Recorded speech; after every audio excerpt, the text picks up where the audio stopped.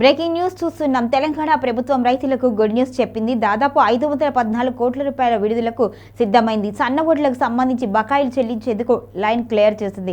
ఈ మేరకు 2 లక్షల మందికి పైగా రైతులు లబ్ధి చేకూర్చే అవకాశం ఉన్నట్లుగా తెలుస్తోంది. మొత్తానికైతే ప్రతి రైతుకు సంబంధించి క్వింటాకు 500 రూపాయల చొప్పున దాదాపు 2 లక్షల మంది రైతులకు లబ్ధి చేకూరే అవకాశం ఉన్నట్లుగా తెలంగాణ ప్రభుత్వం అయితే చెప్పింది.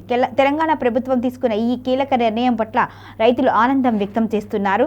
సన్న వడ్ల బకాయిలకు సంబంధించి 2.17 లక్షల మంది రైతుల ఖాతాల్లో క్వింటాకు 500 రూపాయల చొప్పున నేరుగా లబ్ధి పొందనున్నారు. ఇప్పటివరకు రాష్ట్ర ప్రభుత్వం రైతులకు మొత్తం 1,1939.58 కోట్ల రూపాయల బోనస్ చెల్లించింది. ఇక రాష్ట్రంలో సన్న బియ్యం సాగును ప్రోత్సహించడం, రైతులకు మెరుగైన గిట్టుబాటు ధర అందించడమే ప్రభుత్వ లక్ష్యము అని అధికారులు వెల్లడించారు. రైతుల సంక్షేమమే ప్రాధాన్యంగా ధాన్యం కొనుగోళ్లు, బోనస్ చెల్లింపు తదితర అంశాలకు సంబంధించి ప్రోత్సాహకాలను రాష్ట్ర ప్రభుత్వం అందిస్తుంది. ఈ నిధుల విడుదలతో పెండింగ్ బకాయిలు దాదాపు పూర్తిగా క్లియర్ అయ్యే అవకాశం ఉన్నట్టుగా తెలుస్తుంది. ఇక రైతులు తమ బ్యాంకు ఖాతాలను చెక్ చేసుకోవాలి అని, ఏమైనా సమస్యలు ఉంటే సంబంధిత కొనుగోలు కేంద్రాలు, సివిల్ సప్లైస్ శాఖను సంప్రదించాలి అని అధికారులు సూచించారు. మొత్తానికైతే ప్రభుత్వం రైతు భరోసా నిధులను విడుదల చేసేందుకు కూడా కసరత్తు చేస్తోంది.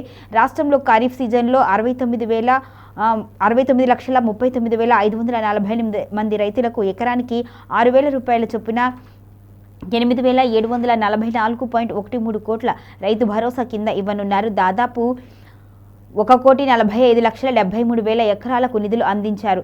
ఈ యాసంగిలోనూ దాదాపు 1.46 కోట్ల ఎకరాల రైతు భరోసా అందనుంది.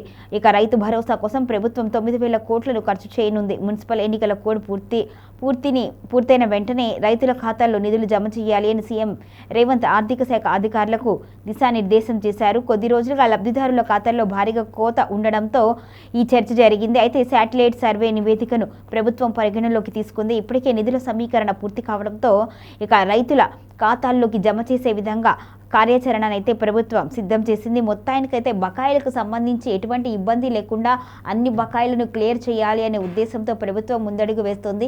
ఇక దీని తర్వాత రాబోయే ఎన్నికలు, ఎంపీటీసీ, జెడ్పీటీసీ ఎన్నికలకు సంబంధించి, గ్రేటర్ ఎన్నికలకు సంబంధించి కూడా ఎటువంటి ఇబ్బందులు తలెత్తకుండా ఉండాలి అని కాంగ్రెస్ ప్రభుత్వం ఈ నిర్ణయం తీసుకున్నట్లుగా రాజకీయ విశ్లేషకులు అయితే చెబుతున్నారు. మరి ఈసారి కూడా ప్రభుత్వం జమ చేస్తుందా, కేవలం మాటలకే పరిమితం అవుతుందా అనేది కూడా మరొక విధంగా చర్చనీయాంశంగా మారింది. మొత్తానికైతే చూడాలి.